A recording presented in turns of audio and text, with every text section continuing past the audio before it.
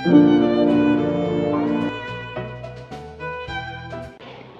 पाकिस्तानी सैनिक राज कपूर के लिए लाए थे जलेबी, राज कपूर के बारे में कहा जाता था कि वो कुछ भी करते थे उसके पीछे कोई ना कोई कारण जरूर होता था।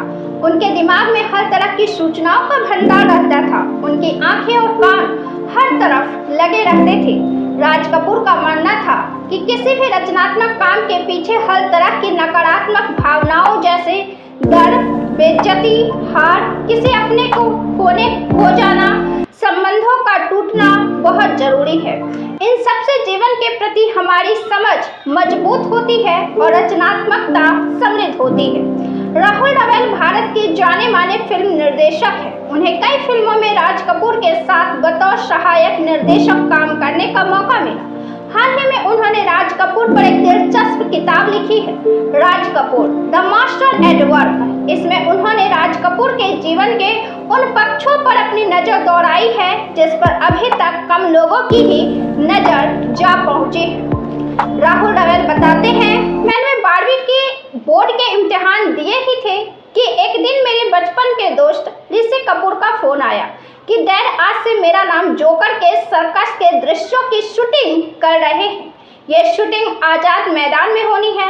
अगर तुम कुछ कम कपड़े पहने सेक्सी रूसी कलाकारों को देखना चाहते हो तो वहां पहुंच जाओ। मैं तुरंत वहां पहुंच गया।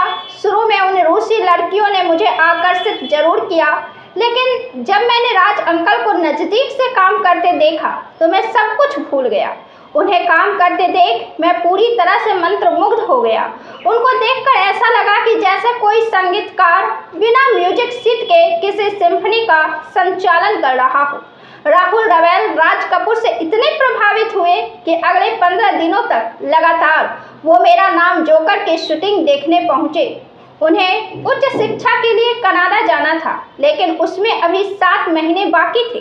उन्होंने अपने पिता से पूछा कि क्या वो इस खाली समय में राज कपूर के साथ बतौर असिस्टेंट डायरेक्टर काम कर सकते हैं। उनके पिता उन्हें राज कपूर के पास लेकर गए। राज कपूर उन्हें अपने साथ रखने के लिए तैयार हो गए। उस दिन के बाद से ही राज कपूर उनके उस्ताद और दोस्त बन गए। कुछ दिनों बाद ही राहुल रवेल को अंदाजा हो गया कि राज कपूर न सिर्फ विलक्षण सोच के मालिक हैं, बल्कि उन जैसी जिंदगी जीने वाले लोग इस दुनिया में ना के ही बराबर है। रमन नाम के एक साहब राज कपूर की फिल्मों के लिए तमिलनाडु में वितरक हुआ करते थे। जब उनका देहांत हो गया तो उनके बेटे बाबू ने उनका काम संभाल लिया। जब बॉबी हिट हो गई और इससे मिलने वाले लाभ के पैसे को बाबू ने राज कपूर के पास नहीं पहुंचाया तो वे नाराज हो गए। एक रात जब राज कपूर अपने घर लौट रहे थे, उन्होंने अचानक अपने ड्राइवर से कहा कि गाड़ी घुमाओ और रमन साहब के घर चलो। राहुल रवेल बताते हैं, राज साहब अपनी कार से उतरे और जोर जोर से चिल्लाने लगे, बाबू बाबू बाबू। दौड़ते हुए बाहर आए।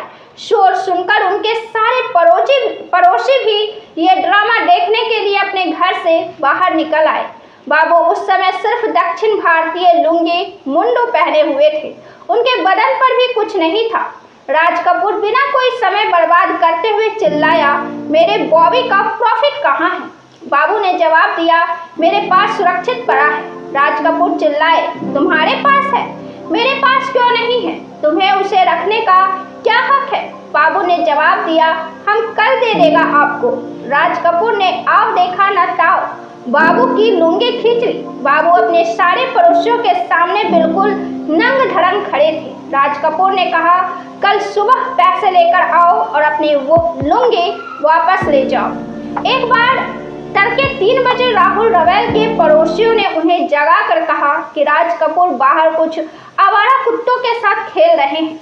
रवेल उन्हें ढूंढने निकले, लेकिन राज कपूर उन्हें नहीं मिले। तभी उनका ड्राइवर उनकी कार लेकर उनके घर आया। ड्राइवर ने बताया, राज साहब कार से नीचे उतर गए हैं। पहले वो कुत्तों से खेलते रहे, फिर मुझसे बोले कि तुम गाड़ी लेकर घर जाओ, मैं पैदल ही घर जाऊंगा।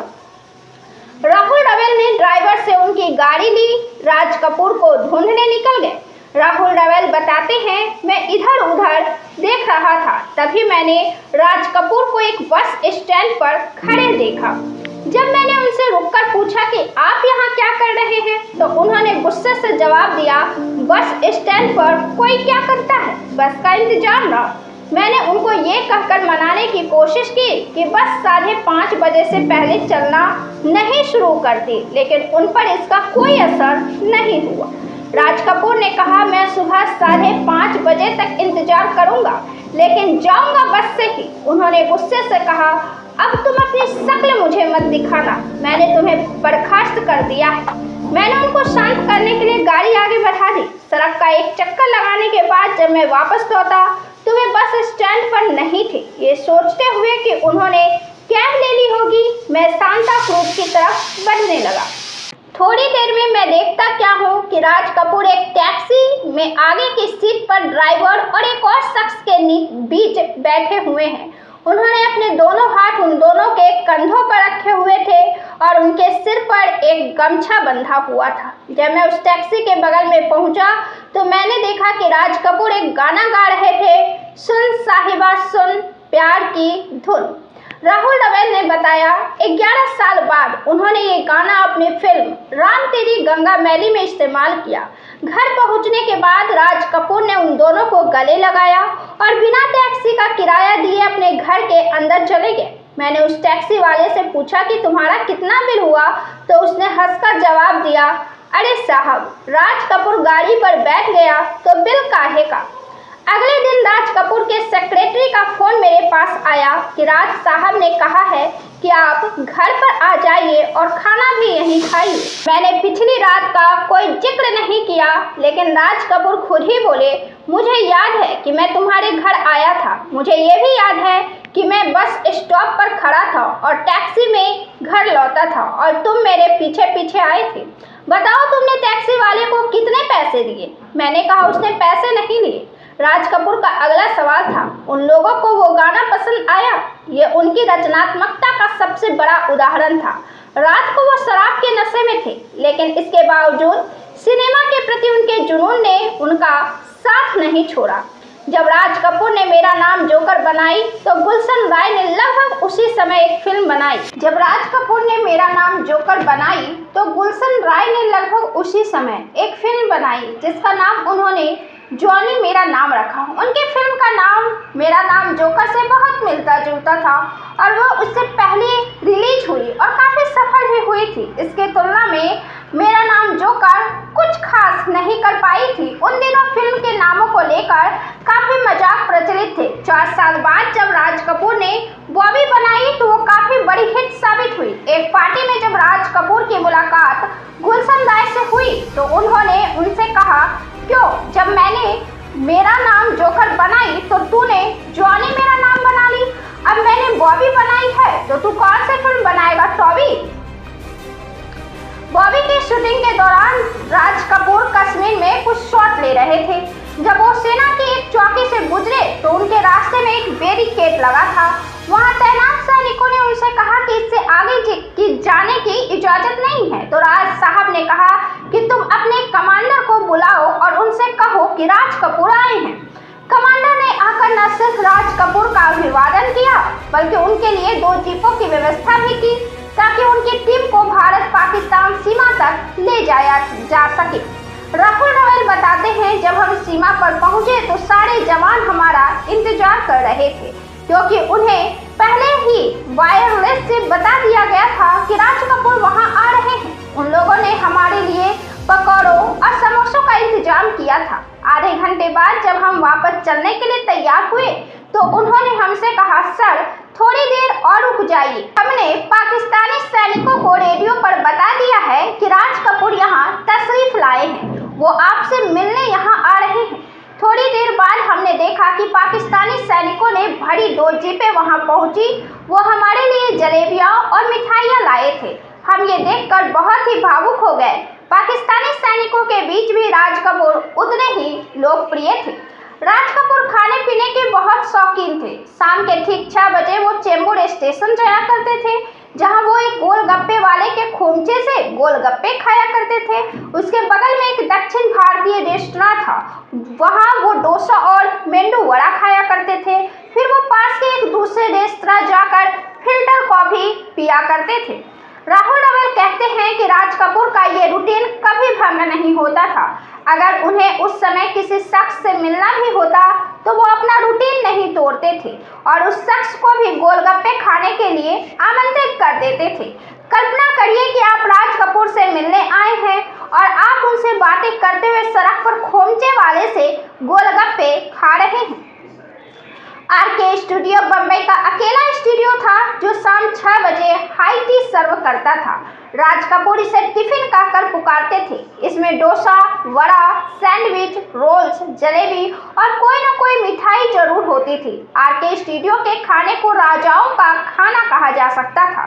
राहुल रवेल बताते हैं, एक एक चिकन, मटन और मछली की डिश तो होती ही थी, ऊपर से केकड़े, झींगे, कलेजी और कबाब भी हुआ करते थे। इसके अलावा तरह तरह की दाल, सब्जियां और कम से कम 3 किस्म का मीठा होता था। हम सब साथ बैठकर एक जैसा खाना खाते थे।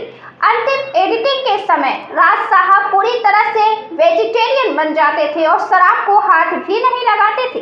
राज कपूर को खाने के साथ प्रयोग करने का भी बहुत शौक था। राहुल कहते हैं, मैंने उन्हें पाव के बीच मक्खन लगाकर उसमें जलेबी भरकर खाते हुए देखा। मैं उनसे पूछता था कि सर, आप किस तरह जलेबी सैंडविच खा सकते हैं? वो मेरी तरफ मुस्कुरा कर देखते और मीठे सैंडविच को टोमेटो सॉस में डुबोकर उसे खा जाते थे। जब राहुल रवेल की शादी रीता से हुई तो फेरे सुबह हुए। जाहिर है उस वक्त राज कपूर भी वहां मौजूद थे।